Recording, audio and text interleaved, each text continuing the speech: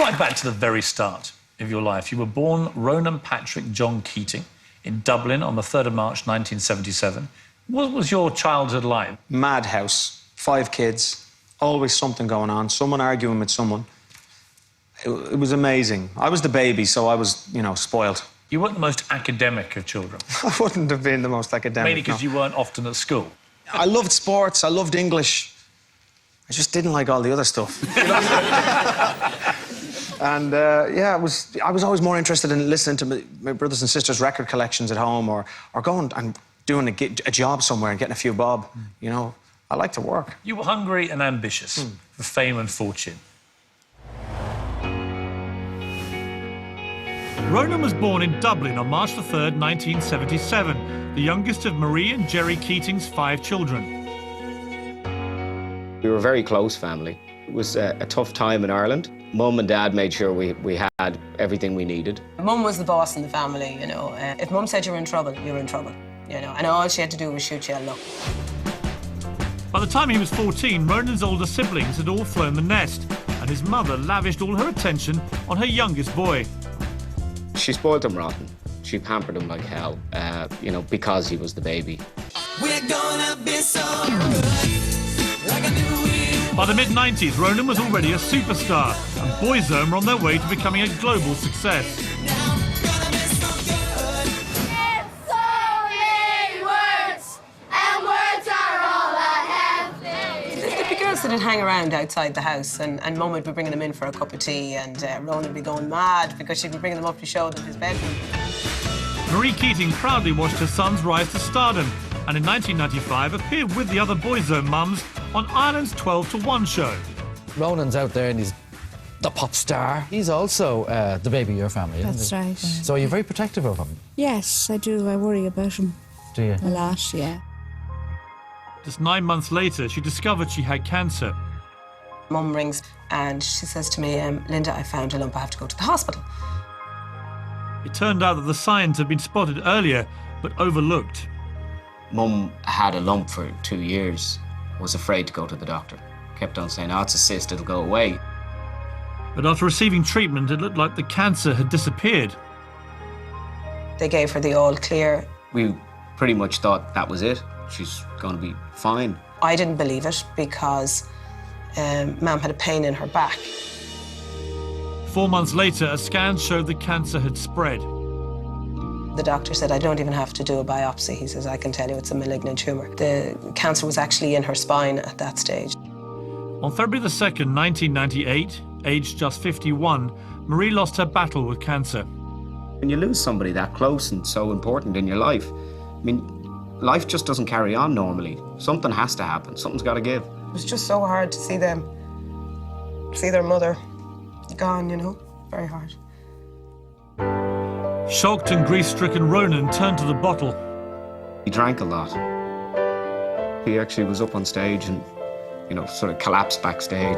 Ronan just went into a downward spiral and had a bit of a breakdown, I think, after that. I don't know exactly what he went through, other than it wasn't okay. Tell me about your mother. Incredibly understanding, loving, caring woman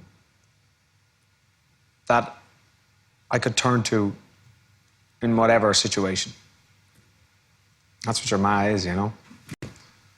She was so warm, so caring. I mean, the early days of Boyzone, all the lads used to meet at my house. They'd all park their cars there, and we'd go get in the bus and drive up to Belfast, let's say, to do a gig. She'd make them all sausage sandwiches and stuff like that. You know, that's the Irish ma. That's the way they were. Have you eaten? Have you eaten? It was like in Father Ted, you know, she's always making sandwiches for the lads. It's that kind of thing. Go on, will you? Go on. So it's that kind of thing, yeah. When were you first aware that she had been unwell? I was on the way to the airport, to Dublin Airport, and Kieran, my eldest brother, called to say, Ro, Ma'am, they've been to the doctor, Ma'am's found a lump, and it's not good. So that's when it began, and it was a 2-year journey. And that moment that you were told that? I didn't want to believe it. So I got on the plane and I went to work, because I didn't want to believe that. Yeah, I was really scared I was going to lose my ma.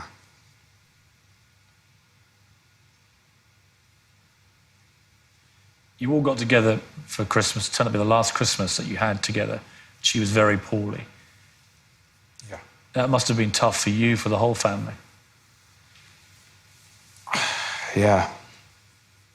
It was a very tough Christmas.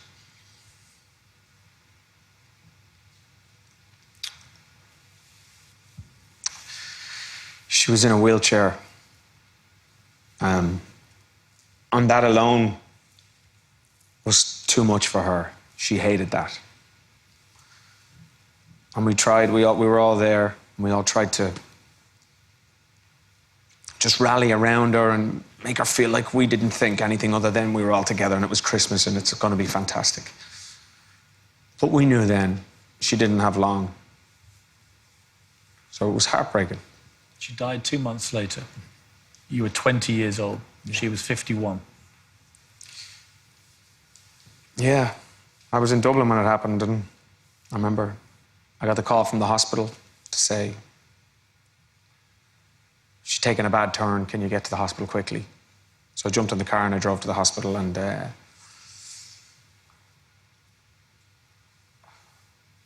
remember Linda was at the hospital, but I remember pulling into the car park of the hospital, and Linda's car was left abandoned in the car park with the door open and the engine running.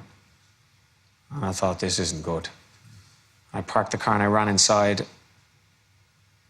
And as I was getting to the door, Mum's room, the nurse came out and told me that she had just passed away. Mum had asked Linda minutes before, would you go to the Marks and Spencer and pick up some slippers for me? She had slippers, but she knew. And Mum was the type that if all her kids weren't with her, then none of them should be. Yeah. What did you miss most? I think her voice, her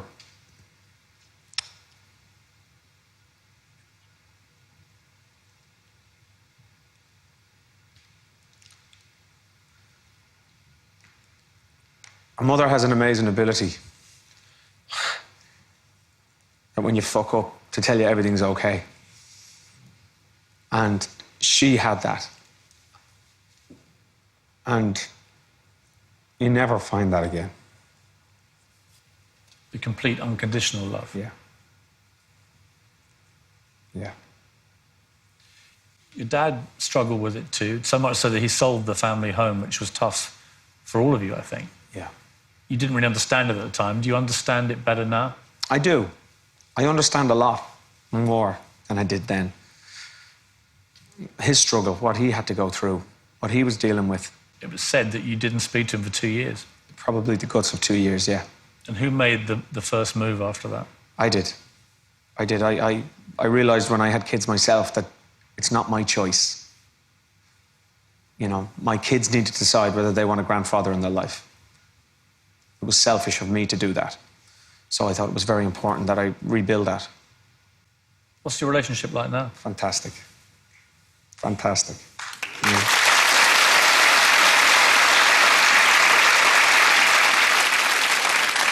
In 2009, you had a cancer scare of your own. Yeah. Tell me about that. Being the face of a cancer charity, I have to practice what I preach. So I check myself regularly, and I found a lump on one of my testicles. That thing about, as a guy, having to lie up on a table and get checked, it's not nice. One, I was frightened because I was afraid what he was going to tell me. And two, you're there with your pants down and some guy checking your nuts. I mean, it's not cool, you know. And he said, yes, you are nuts. No, that's terrible. Sorry, that was bad. That's really bad. No, but... But actually, humour is a good thing about that. Yes. The less you make it sound something horrible, and the more you can have a laugh, the better, actually. Well, I did actually ask him, can you find them, when he was checking. But it was frightening. I was frightened. I was scared. And, OK, he said, went and got an ultrasound. All fine, thank God. But I was scared stiff. Why, when you look back, why do you think you were unfaithful?